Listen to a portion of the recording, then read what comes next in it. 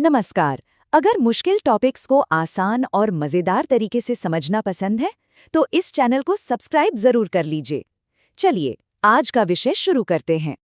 Accounting की दुनिया में ना एक सवाल अक्सर सबके मन में घूमता है कि भाई किसी भी अकाउंट को पहचाने कैसे। मतलब ये पर्सनल है, रियल है या फिर नॉमिनल।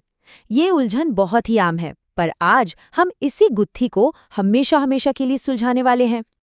और अच्छी बात पता है क्या है? इसका जवाब बिल्कुल भी मुश्किल नहीं है।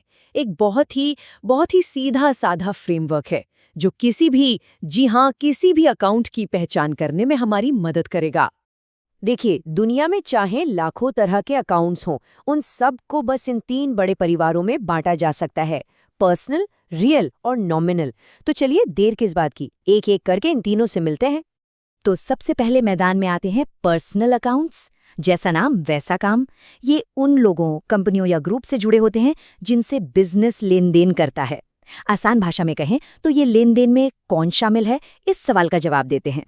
पर्सनल अकाउंट्स में भी पहला टाइप है नेचुरल पर्सन, यानी हम और आप जैसे जीते जागते सांस लेते इंसान, जिन्हें ईश्वर ने बनाया है। जैसे अर्जुन का अकाउंट हो गया या पूजा का अकाउंट। ये सब नेचुरल पर्सनल अकाउंट्स हैं, सिंपल।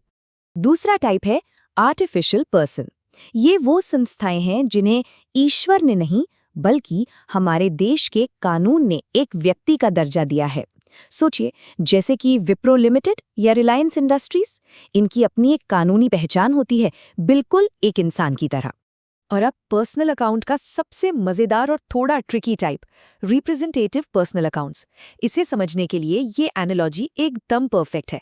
जरा सोचिए, जैसे हमारे परिवार का एक व्हाट्सएप ग्रुप होता है ना? नाम एक होता है, लेकिन वो ग्रुप परिवार के कई लोगों को रिप्रेजेंट करता है ना? बस ठीक यही काम ये अकाउंट करते हैं। अब सवाल ये है कि इन्हें पहचाने कैसे। इसकी एक बहुत आसान ट्रिक है। जब भी किसी खर्चे या इनकम के नाम के आगे आउटस्टैंडिंग, प्रीपेड, अनपेड या एडवांस जैसे शब्द दिख जाएं, तो समझ जाइए कि वो एक रिप्रेजेंटेटिव पर्सनल अकाउंट है। जैसे आउटस्टैंडिंग सैलरी, इसका मतलब उन सभी कर्मचारियों का मिला-जुला खाता है जिनकी सैलरी देनी अभी बाकी है। चलिए, अब हमारे दूसरे परिवार से मिलते हैं। ये हैं रियल अकाउंट्स, और ये सबसे सीधे साधे हैं। रियल अकाउंट्स का लेना देना बिजनेस की सभी संपत्तियों से है, यानी उसकी प्रॉपर्टी और एसेट्स। हर वो चीज जिस पर बिजनेस का मालिकाना हक है, वो रियल अकाउंट है। रियल अकाउंट्स के भी 2 बच्चे हैं।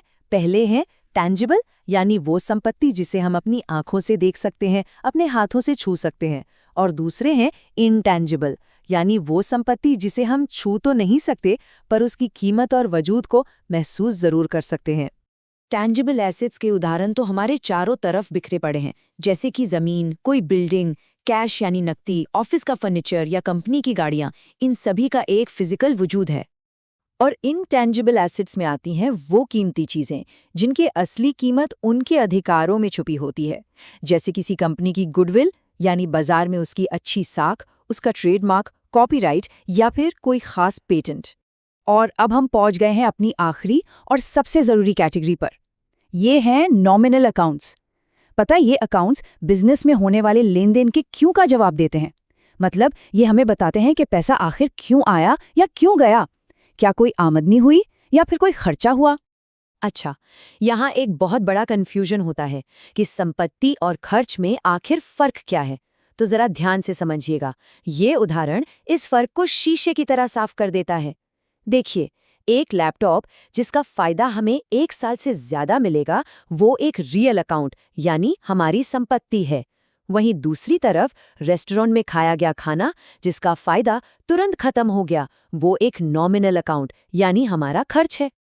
तो नॉमिनल अकाउंट्स में बिजनेस के तमाम खर्चे आ जाते हैं, जैसे सैलरी, किराया, टेलीफोन का बिल।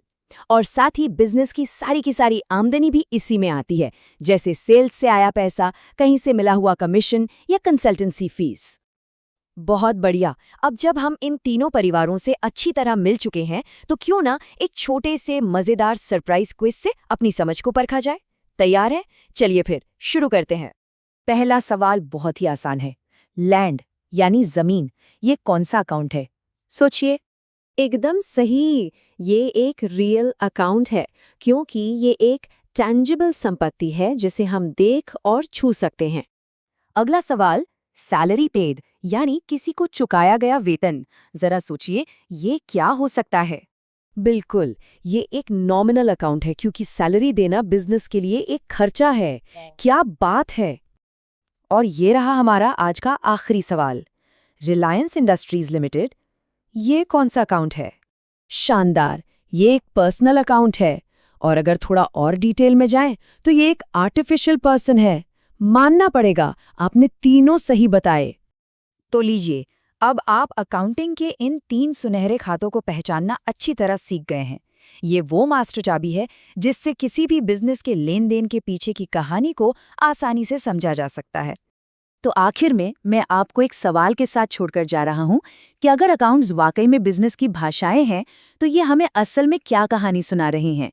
इस पर जरूर सोचिएगा।